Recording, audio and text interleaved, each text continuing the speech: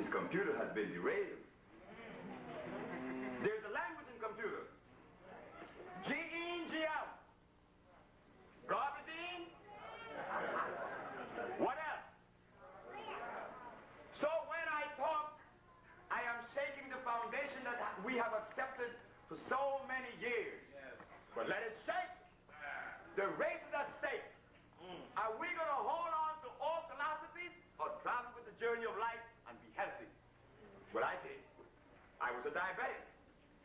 I was impotent. Could not have sex at 29. I was wearing glasses. I weighed 291. Back pain. I went to the homeopathic doctor. He said me drink carrot juice. I went to the allopathic. He gave me some chemicals. I went to some Chinese. The same thing. No result. So I decided to go to Mexico by the recommendation of a brother that lived in New Orleans by the name of Randall Evans. He said, look, there is a man in Mexico who will heal you. You go there. As I stepped in the man's place, the man had all these women around him. Plenty women. I was the only male that came as his patient. So he said to me, you were the gentleman from California? I said, yes. Well, let me deal with you now, because I have these people that will have to stay here 2 or 3 days, but you'll be returning. I said, yes. He said, don't tell me what's wrong with you. I said, but sir, I have to. No, you don't have to tell me what's wrong with you because you make mistakes and you don't even know it. I said, but sir, I have 5 diseases. He said, no, you see, shut up. You do not have 5 diseases. You have 1 disease. You see? The man gave me his compounds, and 94 days later, diabetes gone, impotence left, obesity, I lost 89 pounds. My waistline is now as it was at 18 years of age. But before it was 38, now it's 29. What's happening? I returned to the United States, associated with one of the best organizations I've ever known. I was a member of the Honorable Elijah Muhammad, and he was the first man.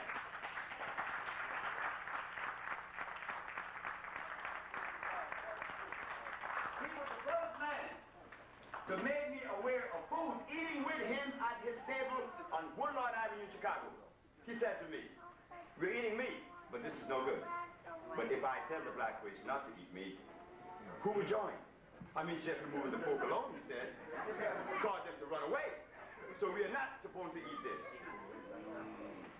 So this man is very much responsible for this journey you see also.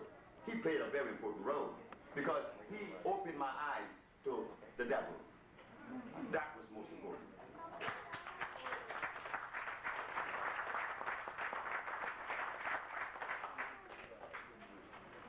But I want to say this, because information, new information or information that comes and seems to challenge the one that you've accepted, if you're careless, you'll cause that information to play havoc in you. Like for instance, when I, in my early days of healing, I went to see Mrs. Holloman. I said, Mrs. Holloman, how do you feel? She said, oh, I feel so good. That salve you made is so good, Dr. Sebi. My pains are gone. What am I going to eat? I said, I want you to drink plenty of carrot juice. I want you to drink beet juice for your blood. She said, stop. Just a minute. And I said, what's the matter? She said, you intend to heal black people? I said, yes, ma'am. Well, please, don't even assume the position of a healer at this moment because you are making recommendations that are totally out of order. Like for instance, ma'am, carrot juice. You want me to drink carrot juice? I said, yes, ma'am. All the healers in LA, San Francisco is recommending carrot juice, New York too. But I live in LA then. She said, well, look, son, before you continue, go and do some more research. Go into the field of industrial agriculture. Now, here is a man who has never been to school. I have never been to school, and I do not read books. I will never read one now. Yes, but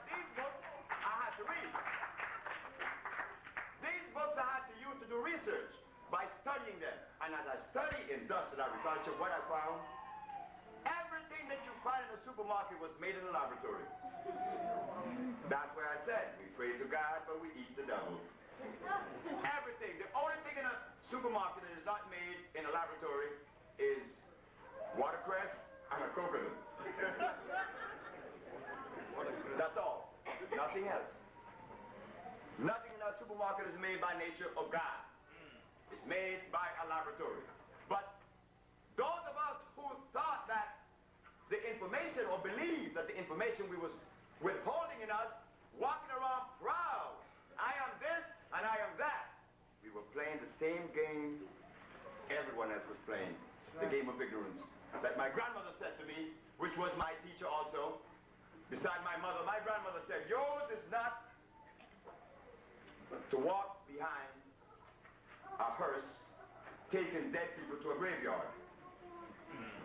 Yours is not to walk in front of a hearse that is taking dead people to a graveyard.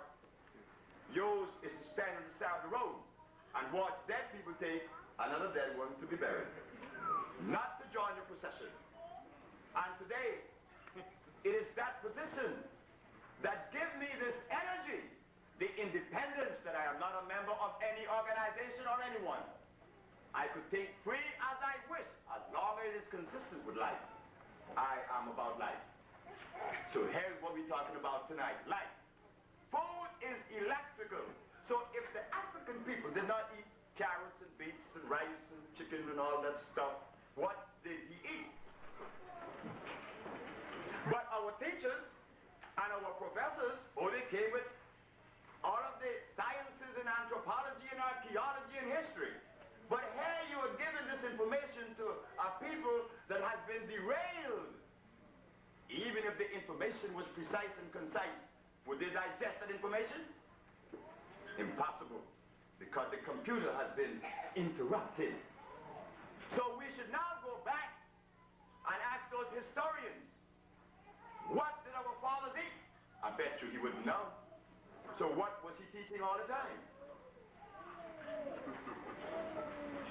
I did not read his books or heard his arguments, but I am happy to know that out of the perspective that we represent, I am able to compliment you and myself, not out of a philosophy of something that took place 10,000 years ago. And the funniest thing I always watched was this Egypt that they always gave us. Egypt was always the thing that they gave us as the beginning of civilization. But was it true? I would have to say that the consistency. No, I'll have to establish a particular premise. Like for instance, is it consistent to open the body of an individual? No, it isn't. But where was the first operation performed? In Egypt, isn't it? So it wasn't too cool, isn't it? But look at the food that they were eating. They were eating ducks and cows. As the sister said, dead food. Well, what do you expect out of an individual to eat? Dead food, dead things. And just look at the conversations. The conversations today is never in support of life. It is always about something dead. It cannot be about life, because if we entertain life, you would not be talking about it. It would be no need. And if you talk about it, you'd be talking about what the sister said. Food. But food is electrical. Our food is electrical. So what are those foods? The natural plants, the natural vegetation. But in America, we have so many impregnation to the naturalness of life. This is what you have now. Anything that goes out of the ground, no, no, no.